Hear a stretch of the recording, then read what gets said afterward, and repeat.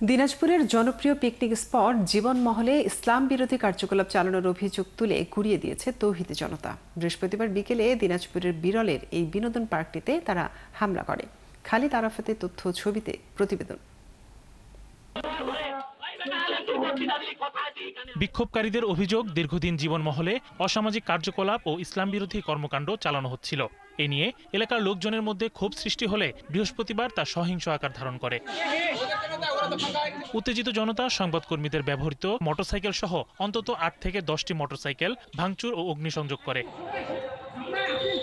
বিক্ষোভকারীরা বলেন, তারা শুধু প্রতিবাদ জানাতে আসলেও গুন্ডা বাহিনী তৌহিদি জনতার উপরে হামলা করে ৭ জনকে আহত করে। পরে তৌহিদি জনতা পাল্টা আক্রমণ করেছে মাত্র। ইসলামের নাম দিয়ে অনৈতিক কাজ করতেছিল, ব্যবসা করতেছিল। এটাকে প্রতিরোধ করার জন্য, এটা বন্ধ করার জন্য আমরা ইসলাম প্রিয় তৌহিদি জনতারা এখানে আসছিলাম। আপনার প্রিয় কাপড়ের যত্নে এলো এনজাইম সমৃদ্ধ Arik silver wash detergent powder 500 গ্রাম মাত্র 70 টাকা। প্রিমার্ক। বিক্ষোভ সমাবেশ ডাকছিলাম এবং আসছিলাম যেন এটা বন্ধ হয়ে যায়। 5 লক্ষ টাকা অফার করছে বৈষম্য আর এনসিপির তরফ, মানে এনসিপিদেরকে দেওয়ার জন্য, যেন আমরা এই তৌহিদি জনতা হুজুরদের সাথে আমরা যেন এক না হই। পরে সেনাবাহিনীর সদস্যরা এসে উত্তেজিত জনতাকে সরিয়ে দেয়। এ সময় বিভিন্ন মালামাল লুটপাটকারীদেরও বের করে দেন তারা। দিনাজপুর পুলিশ সুপার বলেন, দুই পক্ষ কিংবা কোনো পক্ষ আইনগত সহযোগিতা বা মামলা দায়ের করলে আইনি ব্যবস্থা নেওয়া হবে। জীবন চৌধুরী এনার বাইরে থেকে উনি লোক নিয়ে আসছে, এনে এখানে জড়ো করছে। তারা উত্তেজিত হয়ে ওই হুজুরদের উপরে আপনার ঢিল ছুটছে, আক্রমণ করছে, তখন তারাও নেমে আক্রমণ করছে। দিনাজপুর জেলা প্রশাসক রফিকুল ইসলাম বলেন, জীবনমহল ভাঙচুর, আগুন ধরানো ও বেশ কিছু স্থাপনা গুড়িয়ে দেওয়ার বিষয়টি দুঃখজনক। এলাকাবাসী এখানে যারা ইসলাম ভাই রিসোর্টের যারা ব্যক্তি রয়েছে তাদের অনুরোধ করব, যতটুকু হয়ে গেছে আমরা দেখেছি, আমরা উভয়ের সাথে বসে এলাকাবাসীর সাথে আমরা এই বিষয়গুলো ফয়সালা করি। দিনাজপুরের বিরলের কাঞ্চন মোড়ে অবস্থিত জীবনমহলে ভাঙচুর, বিদ্যুৎ লাইন বিচ্ছিন্ন সহ কয়েক কোটি টাকার সম্পদ নষ্ট হয়েছে বলে প্রাথমিকভাবে দাবি করছে কর্তৃপক্ষ। শরীফ আজাদ প্রীতম, ৭১। এ বিষয়ে বিস্তারিত জানাতে আমাদের সাথে দিনাজপুর থেকে যুক্ত হচ্ছেন সহকর্মী খালিদ আরাফাত। খালিদ, জানাবেন যে আপনি তো ঘটনাস্থলে আছেন, এখন সেখানে কি পরিস্থিতি দেখছেন এবং এই গতকালের ঘটনার বিষয়ে কোনো মামলা হয়েছে কিনা বা মামলা করার কোনো পরিকল্পনা রয়েছে কিনা, কাউকে আটক করা গেল কিনা, বিস্তারিত জানাবেন। আমি এই মুহূর্তে বিরল উপজেলার যে জীবনমহল নামে যে বিনোদন যে পার্কটি আছে সেখানে আমি অবস্থান করছি। আমি এখানে আসলে এই পার্কটি কিন্তু প্রায় 20 থেকে 25 বিঘা জমির, তার চাইতে বেশিও হতে পারে, সেই জমির উপরে তৈরি।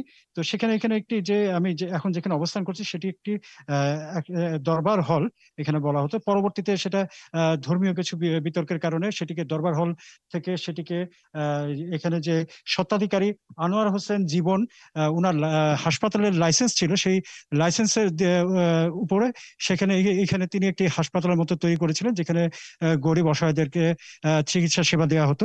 তো সেটির অবস্থা আপনারা দেখতে পাচ্ছেন যে কি পরিমাণে এখানে ভাঙচুর চালানো হয়েছে এবং এখানে আগুন জ্বালানো হয়েছিল। পাশের রুমটিতে কিন্তু এখনো উত্তাপ রয়েছে, যেটি আমরা এখনো বুঝতে পারছি গতকালকে জ্বালানো হয়, যেটি হচ্ছে যে গতকাল দুপুর থেকে কিন্তু এখানে জড়ো হতে থাকে এই জীবনমহলের যে সড়ক, সামনে যে সড়ক, সেই সড়কের সামনে কিন্তু তৌহিদি জনতারা জড়ো হতে থাকে দুপুর থেকে এবং তারা সেখানে বিভিন্নভাবে বিক্ষোভ প্রদর্শন করতে থাকে এবং এক পর্যায়ে তারা এখানে হামলা করে এবং এখানে লুটপাট চালানো হয়। এখানে আমাদের এখানে যে প্রায় 120 জন কর্মী এখানে কাজ করেন, তাদের সাথে আমার কথা হয়েছে। তারা কিছু কর্মীর সাথে কথা হয়েছে, তো তারা বলছেন যে এখানে প্রচুর পরিমাণে লুটপাট চালানো হয়েছে এবং এখানে যে পার্ক থেকে যে টাকা তোলা হতো সেই টাকাগুলো এখানে লকারে রাখা হয়েছিল, সেই লকারগুলো লুটপাট হয়েছে।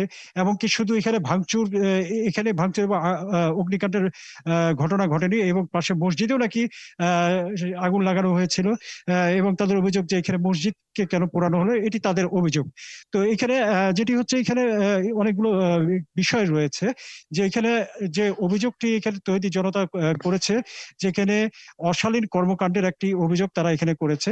সেই সঙ্গে কিন্তু এখানে আরেকটু বলে রাখি যে এখানে ডক্টর আনোয়ার হোসেন, উনি দুটি বিষয়ে পিএইচডি করেছেন, তার মধ্যে একটি আছে রত্ন পাথরের বিষয়। তো সে এখানে যে তৌহিদি জনতার একটি ভেতরের একটি ক্ষোভ, যে এখানে উনি নিজেকে পীর দাবি করতেন, এরকম একটি বিষয় তাদের মধ্যে আছে। এবং এখানে ধর্মীয় মতবাদকে কেন্দ্র করে কিন্তু এখানে একটা উস্কানির একটা বিষয় আছে, এবং সেখানেও একটা কিন্তু ক্ষোভের বিষয় আছে। তো মানে এখানে অনেকগুলো দিক মিলিয়ে কিন্তু এই ঘটনাটি ঘটেছে, কারণ এই উত্তেজনা কিন্তু বেশ কয়েকদিন আগে থেকে কিন্তু চলে আসছে, এবং অনেক আগে থেকে এই ধরনের কিন্তু একটা উত্তেজনা কিন্তু কাজ করছিল, ধর্মীয় উত্তেজনা কাজ করছিল। সেটি একটি বিস্ফোরণ যেটি গতকাল হয়েছে। এখানে কয়েক কোটি টাকার লুটপাট থেকে শুরু করে ভাঙচুর এবং ধ্বংস করা হয়েছে বলে অভিযোগ করা হয়েছে। এবং মামলা এখন পর্যন্ত মামলার কোনো কিছু খবর আমরা জানতে পারিনি। আমরা এখন পর্যন্ত জীবন চৌধুরীর সাথে আমরা যোগাযোগ করতে পারিনি, তবে তাদের কর্মীরা বলছেন যে এটা এর আগেও বিভিন্ন ঘটনার প্রেক্ষিতে মামলা রয়েছে, এবং তারা বলছেন যে এটিও মামলা করা হবে। তো গতকাল কিন্তু এখানে জেলা প্রশাসক এবং যে পুলিশ সুপার এসেছিলেন, তো তারা এখানে ঘুরে গেছেন এবং দেখেছেন। এবং এখানে কিন্তু প্রথমে কিন্তু পুলিশ এসে কিন্তু যে মানে উত্তেজিত জনতাকে থামাতে পারেনি, পরবর্তীতে কিন্তু সেনাবাহিনীকে নামাতে হয়েছে।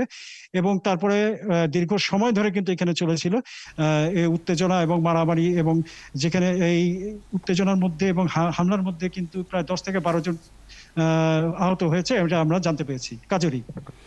খালিদ, আপনাকে অনেক ধন্যবাদ।